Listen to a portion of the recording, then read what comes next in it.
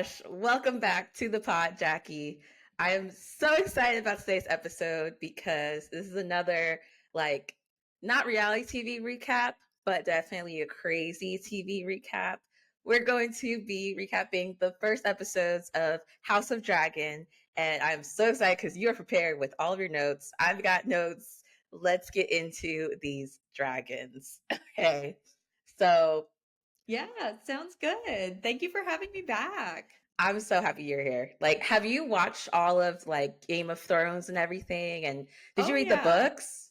Yeah, I've read all the books in the main series for Game of Thrones. I've also read the book that House of Dragon is based off of, which is Fire and Blood, which is a Targaryen family history that is a little dry at some points because it's written like a history book. So I actually kind of like the show better, at least when it comes to that book. For the actual books for like the original Game of Thrones, like I like those a bit better than the show. Overall, like the book Fire and Blood is very much like written of like a history book of the Targaryen family, so it can be a little bit dry at some points. So overall, at least for House of Dragon, I tend to like the show better than that book, but for Game of Thrones, I like the original series and books like better than the show, especially with how the show ended. Interesting. I mean, yeah, I haven't read the books, but even I felt with Game of Thrones ending, it was just they were racing to finish it and just figure out what they could throw out it. It just felt very distracted. But I'm gonna definitely rely on you for like comparisons between the books. But I'm glad that House of Dragon is a lot more interesting. And I mean, I think the best part is that HBO has given them money and they're like, you know what, you can have dragons episode 1. Like, we know what the people want now. We know the formula that works. And so that's why every Sunday is just so like heart racing and everything. You're just like, oh my gosh, I'm learning so much, but also there's action happening. So I'm very Yeah. excited about this. So basically, also, you guys, if you have not watched episode 1 through 3 for season 2 of House of Dragon, spoiler alerts right now. Go watch it before you listen to this. But so basically, where we're at now, I mean, the whole of season 1 was basically amounted to a coup after King Viserys' death, which was led by, which is like what, Team Greens in Yeah. King's Landing. Um, and so you have like Damon and Rhaenyra who are like Team Black now. I love that there are teams for this show. But the queen to be, Rhaenyra, she actually has to escape King's Landing because there's a whole plot put into action. And in the end, Alicent, her son, Aegon II, is crowned king instead of Rhaenyra. And there was just so much confusion at the end of season 1, but now season 2, we're kind of seeing the repercussions of that, like, kind of take over, and you have Rhaenyra just fighting for the kingdom, really, and like even the townspeople and everything are split. Families are split into like who to pledge their loyalty to. It's crazy, and I just want to talk about, well, one kind of like with episode 1. I found that one extremely interesting because these characters I was reading are like so minor and like they didn't really have like a huge face or whatever. They're just like one's a mouse catcher and the other is like a, was he like a the Uh random guy yeah, Damon found? he is a not Kingsguard. He is a city guard. And in City the book, guard. in the book he's a former city guard, but I think in the show they had it that he was like an active city guard. Which Gotcha. And so it's like, oh, I forgot. Of course, Rhaenyra's kid gets killed. So now season 2, Rhaenyra's like grieving, like vengeful, and anytime she speaks to Damon, he just takes it to the nth degree. She's like, I want, the son for a son, because Alicent's kid, the dragon came, gobbled the other one up, and Rhaenyra, she only has like one line this whole episode, and I feel like she made the episode. She's just like, I want his head.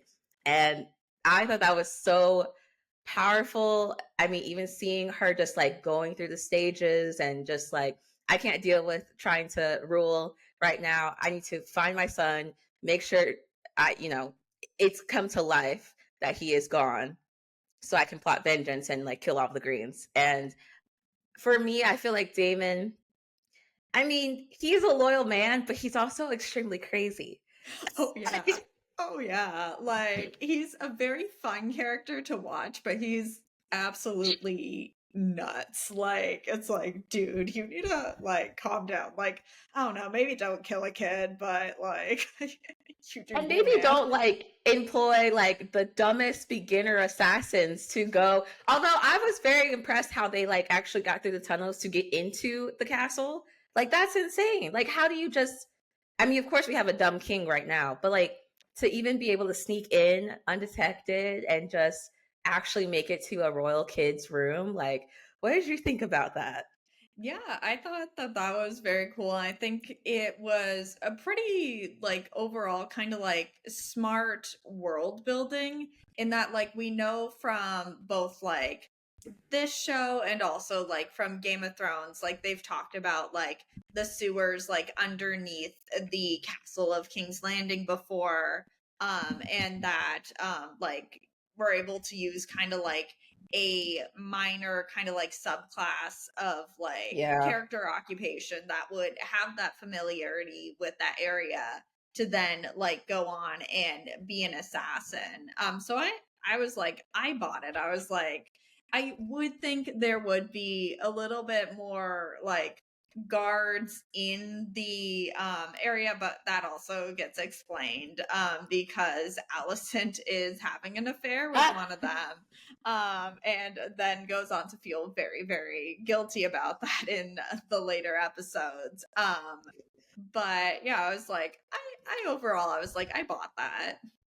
yeah, and because honestly, with King Aegon, he has such a huge ego. He's really not taking anything seriously. He just let all the power go to his head, and he's like, "I'm untouchable," and I can do no wrong. And King Aegon is hilarious, and also just like I don't take any of this seriously. I'm just having fun, like not being told what to do. And you're right about Allison. She has lost the plot. She's completely like she has no control over her kids anymore. And I mean, I would honestly, what's his name? Sir Kristen Cole this night. He is so interesting, and also he's the reason why I scream at my TV all the time because he's so annoying. From season one, he was in love with Rhaenyra, right? And like he wanted to run away with her with no plan or whatever. So now, since she's rejected him, he is now Alicent's like lover. Like literally broke a whole oath that he swore, and now he's not even protecting the king when there's assassins in the castle. He's such a dickhead. I can't. Yeah. And he takes Oh himself yeah. so seriously, but he's terrible at his job. Yeah, I'd honestly rather deal with like crazy Damon than Yes. Sir Kristen Cole, to be Because honest. Damon Like, can Damon can actually like enact a whole plan. Like Damon has drive and vision and like they're bad plans, but he'll do it. he'll get the job done. He will. Oh my gosh. But yeah, Blood and Cheese was wild. I actually did enjoy the characters. Like they were ridiculous, and you know what? They are part of history. They set a whole thing in motion. Of course, it was so very Games of Thronesy to like for them to have the Queen consort point out which child was the boy child, which was Oh, oh my it's god. even worse in the books, or the book. Do you want me Oh to? no. Okay, Yes. so in the book, I thought it was interesting that they kind of changed this. And oh, hello, we have a cat here. Oh This is hi. Jude. Oh, I haven't met Jude. Hello. Oh, she's Yes, so pretty. thank you. She's like dead staring into the camera, like. Um, but anyways, so in the book, what happens is Blood and Cheese show up in Alicent's room. They tie up Alicent Oh. and they sorry, I'm fighting a cat. Um they wait for Helena and her 3 children to come in. And so what they then do is they say to Helena, they're like, "Oh, so your 3 kids are here. Which one do you want us to kill?" And they kill, or she points at the youngest child, who's a boy, and he isn't in the show. And Oh. because essentially because he isn't the heir. And Mm. they then killed the oldest son, similar to in the show. So they kill Jaharis. And they say to the youngest son, they're like, "See, your mommy doesn't love you. Like, she wanted to kill you." So then in the books, like Helena, she feels like so much guilt over that she eventually like gives the kid to Alicent to raise, because she was like, which, I mean, what do you do in a situation like that? But I was like, I Oh. I think in the show, most likely they've like cut down on number of characters. So like Yeah. there's like Alicent has like like 4th child that isn't in the show at all. Rhaenyra has like a billion kids. So Mm. I think they probably just didn't want to introduce like another kid character like into the whole thing, and just very much stick with like the like biggest thing that kind of launches the rest of the plot, which is that Jaharis is murdered, and then that like spurs on the rest of the war. But I mean, in the book, it was just like, wow, that is like so fucked up and so Game of Thronesy that I'm like a little bit like almost sad that they left that out, because it's just like, wow, what a Like, crazy that's so thing. dark. Yeah, Yeah, like, yeah. that line itself would have, like, given even more chills, Right, instead of her exactly. just running with the remaining child to Allison's room. Although it was kind of, like, crazy, like, oh my god, Allison is literally fucking Sir Kristen Cole, and it's kind of her fault that the kids are dead. So that was an interesting rewrite for sure, but I do kind of actually appreciate that they're limiting the amount of characters, because it's so much easier to follow and have fan favorites and like dissect their like character profiles and everything. And it's a lot easier to keep up with.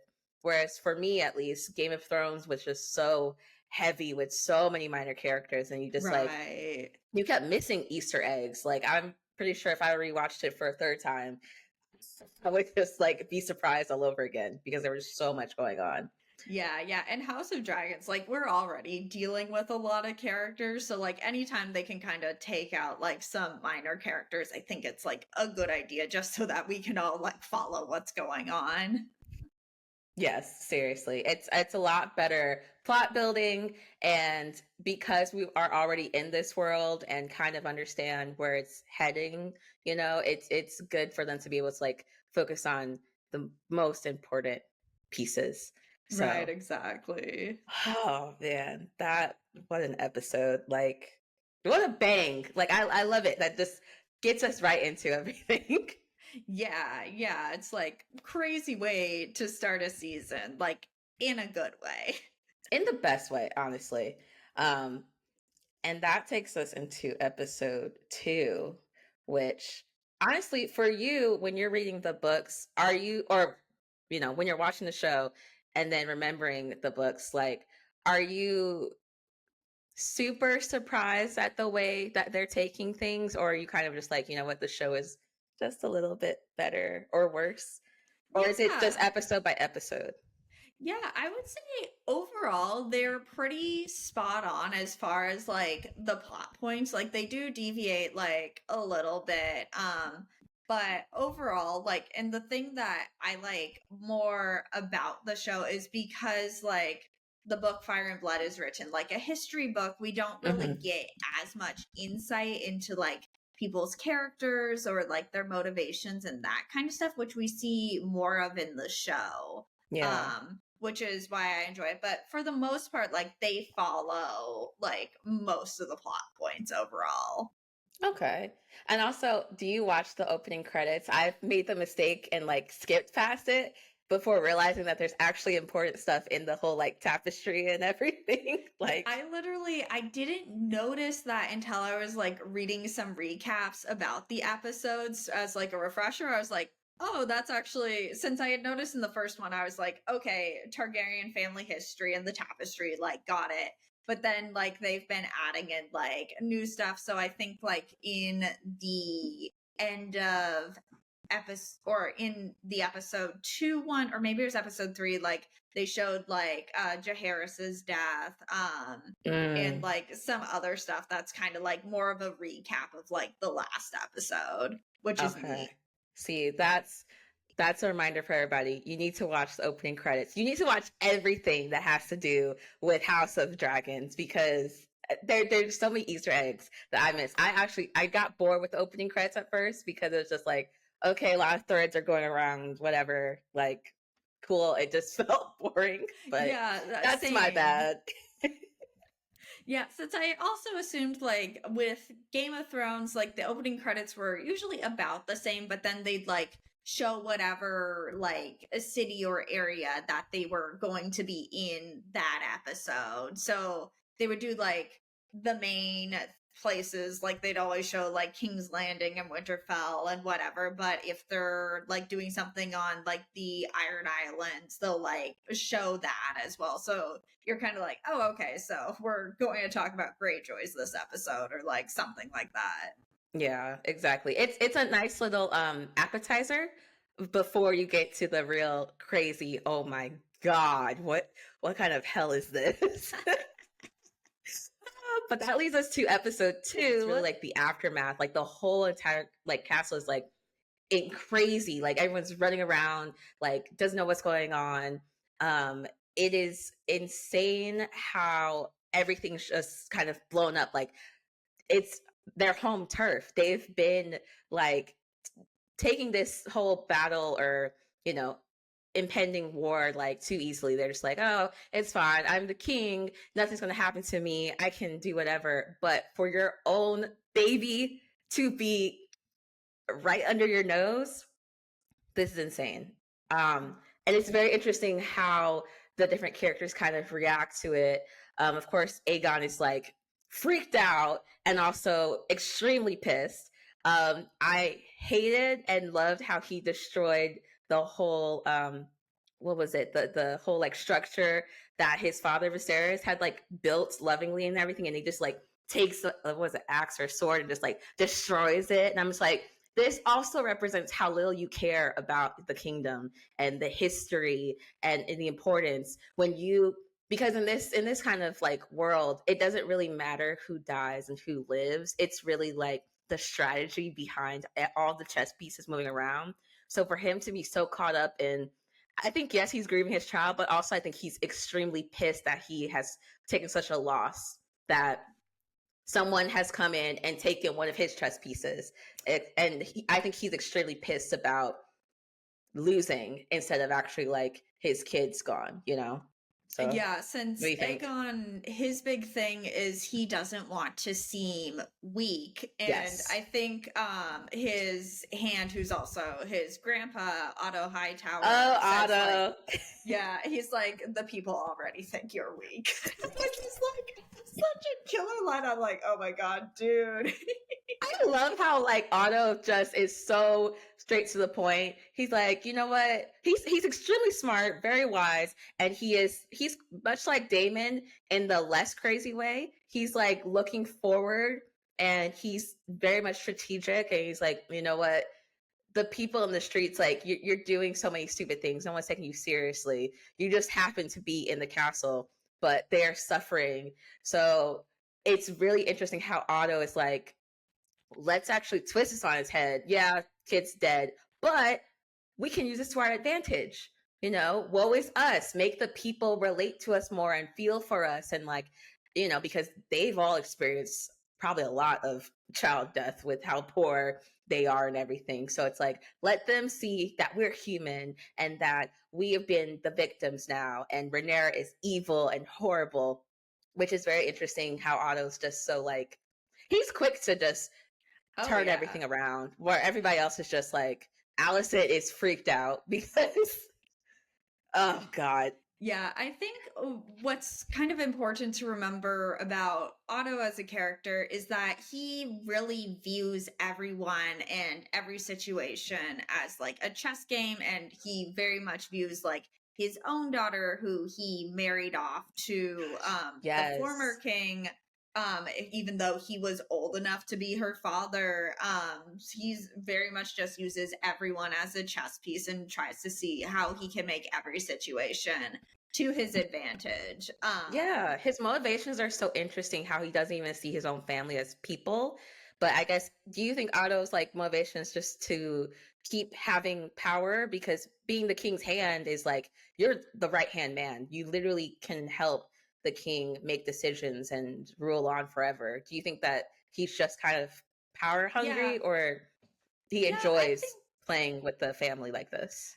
I don't think he's necessarily trying to hurt his family. I think it's more so he just likes the power and prestige he has. I don't think he also necessarily really cares about his family, but I No. don't think he's like actively trying to hurt them. I think he sees Aegon as someone that, because Aegon is a weak person and like doesn't really care about things besides like being perceived as powerful, even though everyone knows he's not, and like being able to go to brothels, party it up, do that kind of stuff. So I think Otto just sees Aegon as an opportunity to like pretty much be king himself by pretty Mm. much using Aegon as a mouthpiece. Yeah, that's a fair point because when Viserys was still alive and king, everyone kind of ignored Aegon. But now that he is in this position of power, it's very much who can be his puppet master. Alicent has kind of been distracted. Sir Chris and Cole, you suck. Um, and even we see Aegon like mourning and grieving his kid. Alicent walks in and just like looks away and runs out. She doesn't care about him anymore. She cares more so about herself and like, oh my God, Helena saw me and Sir Chris and Cole getting it in. Like, am I gonna get in trouble and beheaded? The I'm basically fucking my son's best friend type thing. So and Otto's just like, you're only good to me unless you've got something going on. Cause I think even Allison tried to come to Otto and was like, I did something bad. He's like, I don't care. It Right. has nothing to do with the actual important strategy behind the kingdom. I don't care. You're actually less powerful than Aegon right now. So whatever you did is unimportant. Okay. So Right, exactly. He's just like so unsympathetic to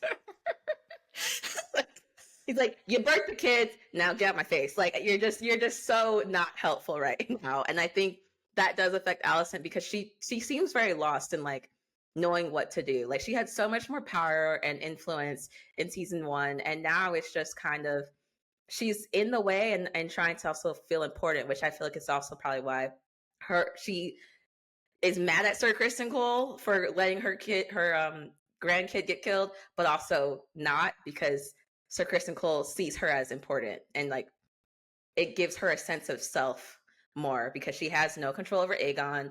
Otto doesn't care about her, and well, Helena is stuck in the future and past, which also Helena's an interesting character. Is she like she's not a witch, but like she's very much like living in visions constantly, not knowing like Yeah. So in the Targaryen family, because there's a whole lot of inbreeding, of it's course. it's said that like I think they even repeat this in Game of Thrones a few times, that it's pretty much like the toss of a coin whether like a Targaryen will be like sane or completely mad. So Mm, like Helena is definitely like she's on the mad side. But it also very much seems that like she has these visions. We even like at the beginning of episode one, she mentions that she's like afraid of the rats, which is foreshadowing for the assassin's blood and cheese. mm-hmm, So yeah, she's very interesting.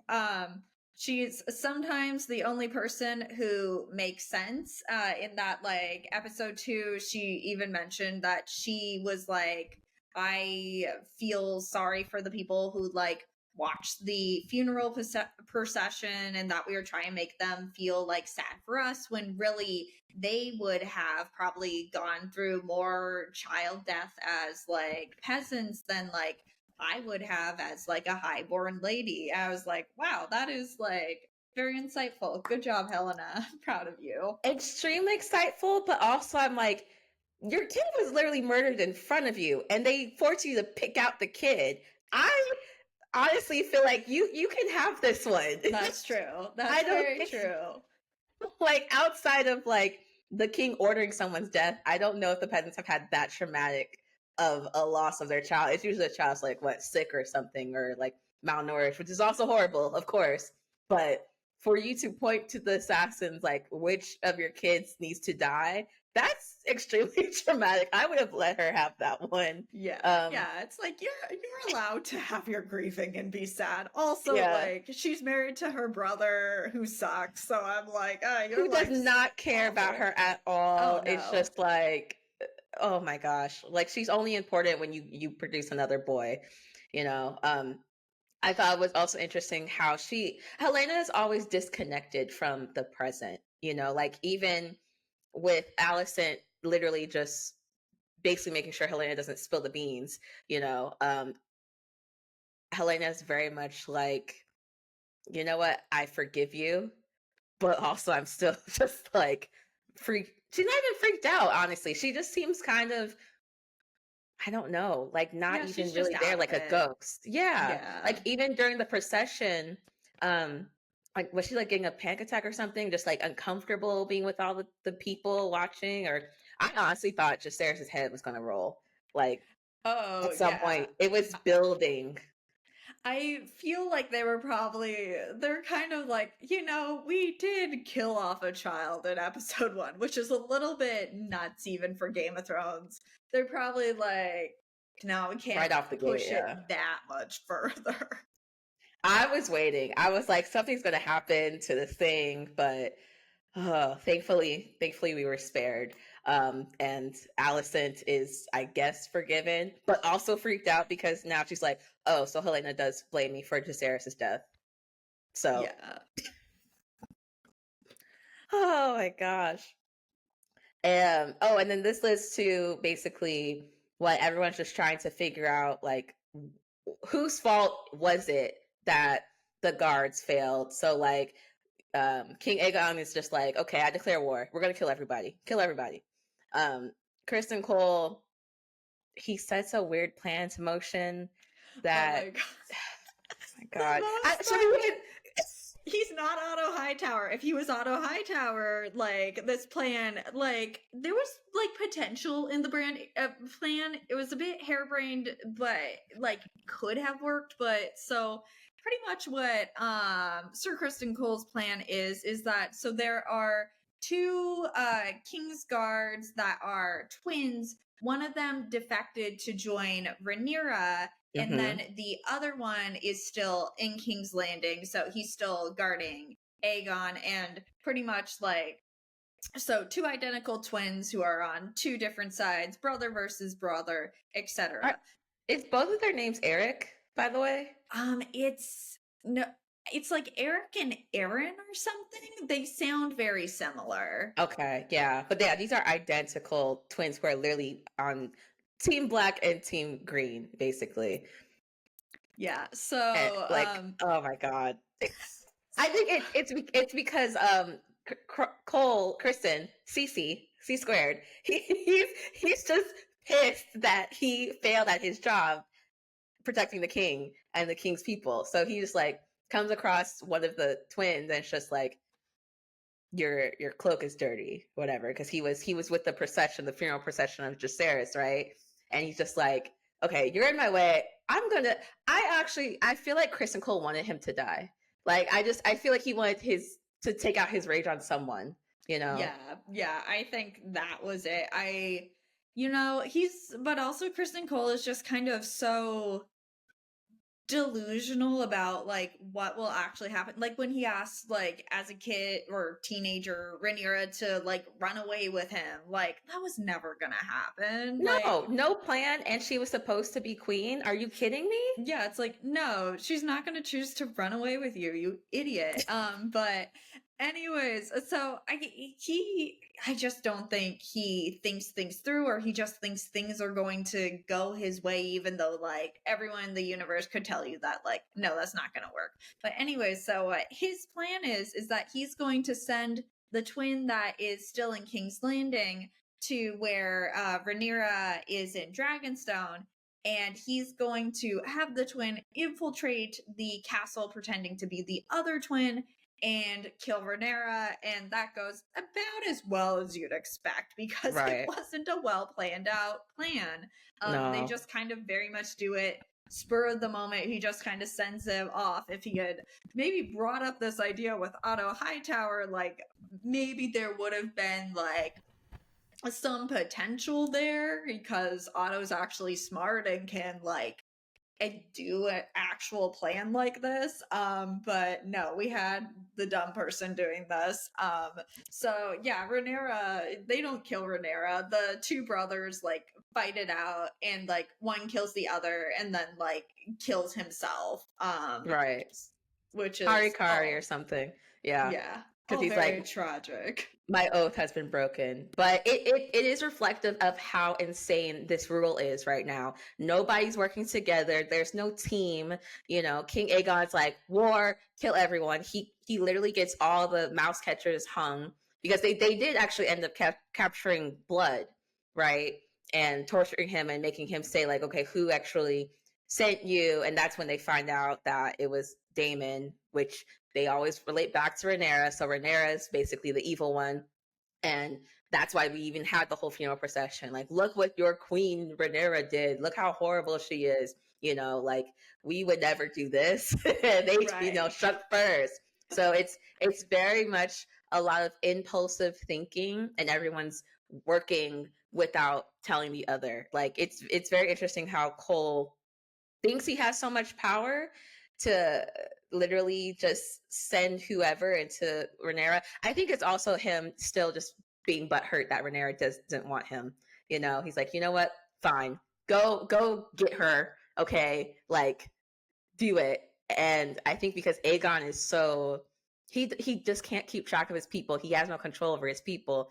It was bound to happen. Like whether it was Cole or another one of his friends, you know, like they would have done something extremely dumb. But yeah, this is wild how there's no control, and now you even see Otto. It's just like, what did you do? First to Aegon for killing all of the rat trappers or whatever. Like we had them in the palm of our hands. They were feeling bad for us, and now you've just killed all of their sons and fathers, and like even though they did get cheese, which was kind of a little sad because the dog was like literally sitting there. Yeah. I felt bad for the Cheese's dog. They did. Cheese also did kill a kid though, so like I know, but and also like it was kind of crazy because in a way Aegon's plan was the best plan out of that whole thing. He did end up killing the assassin, so yeah, I guess job well done there. I think they absolutely could have gotten Blood to point out, hey, which of the rat catchers wants this, and then from there be able to just kill the one rat catcher involved instead of just killing like every rat catcher and then making the people unsympathetic to your cause because you just killed a bunch of innocent people. yeah, but also I feel it's very like par for the course with Aegon because he's like, I don't want to just get the guy who did it. I want to show my strength and how powerful I am. That if Yeah. any one of you comes against me, I will destroy your whole entire lineage. Which Oh is like yeah. very much a terrifying tactic that I think kind of works a bit because even like the people are just like, okay, we're caught between a rock and a hard place. Like we're gonna either cower to the king or defect to Rhaenyra, but Rhaenyra doesn't really have any power right now, and like her people are making all the wrong decisions, whereas Aegon's people are making the wrong decisions just inside the castle. Like the people aren't really privy to that just yet. So I don't know. It's interesting. There's also like a vision um of like young Rhaenyra, or was that the next Oh, episode?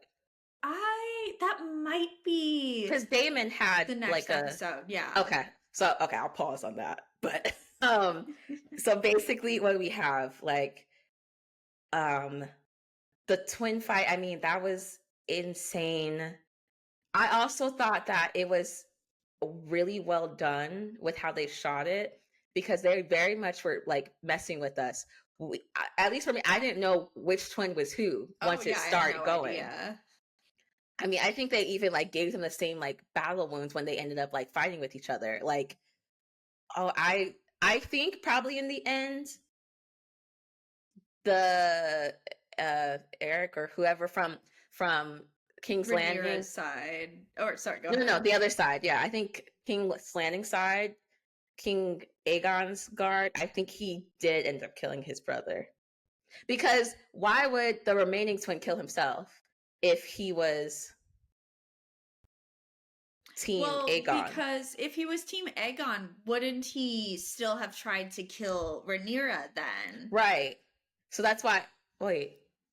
So I think it No, would okay, it's have. the other way. So Rhaenyra's twin is the one who killed his brother, and then because he was upset that one, his brother's dead, but also I kind of let this happen, he got too close to the queen. He's like, my vow is broken as your protection. Okay, okay, Right. that makes sense. Yeah. Okay, yeah, that makes sense. Oh my god, that was so wild, and Rhaenyra's just like, what's going on? I don't even because she like actually like confronts Damon before this twin fight too, and it's just like, what have you done? And like, and her whole her all of her people are just very much like they don't. I don't think they believe in Rhaenyra anymore. Like they straight up just said you should probably go somewhere on vacation and let us handle all of this, which is Right. wild. Like you can't rule the kingdom without your queen. Like Well, Otto Hightower's tried to do that. that's true, but Rhaenyra doesn't have a hand, right? She just has oh, what's her face? The queen who was never queen. Um Oh, I always get Rhaenyra and her name also. Viserys? It's like another It's R, something like right? that. Yeah. It sounds very Um similar to Rhaenyra. All Targaryen names sound the same. And also, there's like 12 Aegons, and it's all very confusing. it's extremely confusing. Rhaenys? I think her name's Y- Rhaenys. yeah, something like that. The queen who never was, wife to Lord Corlys Valerin. There you Yes. go.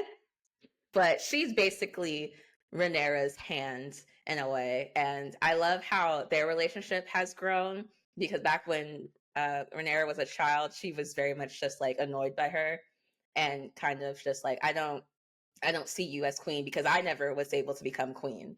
So now, that Rhaenyra's an adult and actually kind of ruling like Viserys, she thinks and feels before she acts, you know?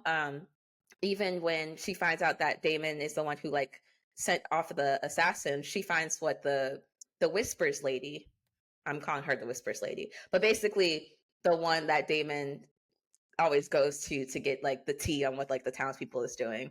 And instead of Rhaenyra going and killing her, she actually goes to talks to her. I think her name's Mysaria. Yeah, it's And something like she's that. yeah, and or she called the White Worm.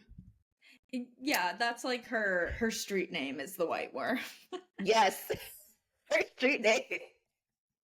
That's kind of, I mean, it's not a badass street name, but it does make sense because she's always worming her way around things and like she should be dead like a million times at this point. She knows too many secrets and she has infiltrated Yes. the kingdom way too many times, but she has so many secrets. She is actually so important to the kingdom, and now Rhaenyra realizes it. And it's like, you know what? I could use you, but I'm going to be kind and let you go because you've told me the truth, which is kind of like dangling a treat before the kid, like, oh, she let me go. My life sucks, but I could also come back here and kind of not run things, but life would be better inside the castle, inside the kingdom, than out there where basically everyone hates her and everything she does is terrible. So that's a very interesting minor character that has a lot of she almost is like a female Kristen Cole, like, in a But way. she's actually smart. Yes, exactly. She's actually smart and she's very wise with her words and very, very cunning. And she knows when to like bow down and when to actually show her hand. So the fact that, and also the fact that Damon trusts her and like actually believes what she says, that shows how powerful she really is. Because Damon doesn't like have patience for any fools, you know? That is So true. that was wild. And also, like, I guess she kind of gave Rhaenyra a heads up that the twin was coming, right? Is that how that Yeah, was? she saves the day pretty much because she lets the other King's Guards know. She was like, wait a minute, I saw that twin already going the opposite direction. She's like, this can't be right. Yeah. And she's very quick to notice things and just be like, you know what? I think because of her tipping them off, I think her whole idea was not to save Rhaenyra, but also to gain way more favor with Daemon if Rhaenyra happens to die. But, because I gave a heads up and I came back, I honestly, if I were a character in Game of Thrones, I would want to be her. Ooh, Yeah, that what is kind of character would you want to be? someone, maybe someone in like the free cities, like far, far away from Westeros and all of that. You don't want to be in the drama? No, I don't. I would die so quickly. Like I don't know. Like, you know how Arya does like her whole thing in the free cities with like the faceless men and becomes an Mm-hmm. assassin. Like, I'd probably die, but like that kind of seems like more of my jam than all the stuff that's happening in Westeros. I think I'd just get killed very quickly. Mario is a badass, but that's also why I don't want to be like a combat character because I would also die very quickly. But I am such a I am drawn to gossip. I love like knowing everything that's going on. Like that's why I feel like I would definitely be a Miss Syria or maybe I like how Otto moves, but I don't know, he's extremely knowledgeable and ahead of his time almost. I feel like that would be too much pressure. Yeah, I would just want to be the gossip and like kind of like I love valued for all that. of that. Thanks for tuning in to this week's episode of Bad Millennial. If you like this episode, make sure to leave a rating and a review and subscribe so you never miss an episode. Got a question you want me to answer in the future? Leave a voice message on Spotify, DM, and follow me at Bad Millennial Pod on Instagram, and tweet me on Twitter at _Bad Millennial_ for even more relatable millennial content.